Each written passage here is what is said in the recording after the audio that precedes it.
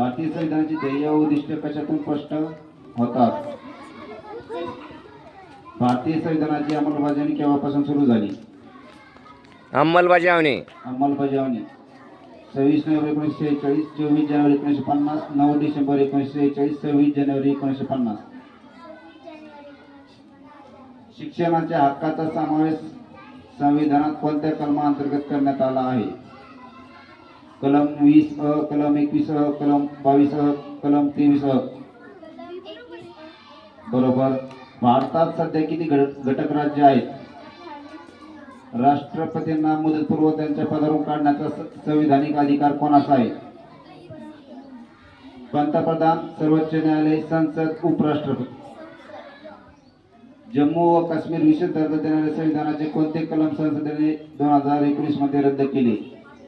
कलम 367 कलम 368 कलम 369 कलम 370 बरोबर. संविधानानुसार राज्यसभेचे प्रसिद्ध सभापती कोणास म्हणतात? असे कोण असतात?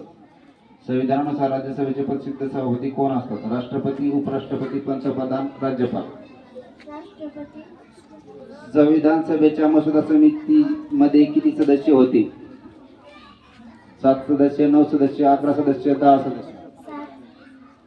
संविधान सभेने भारतीय संविधान कोणास अर्पण केले आहे? संविधान सभेने भारतीय संविधान कोणास अर्पण केले आहे? Very good. Clap for Shraddha Raut.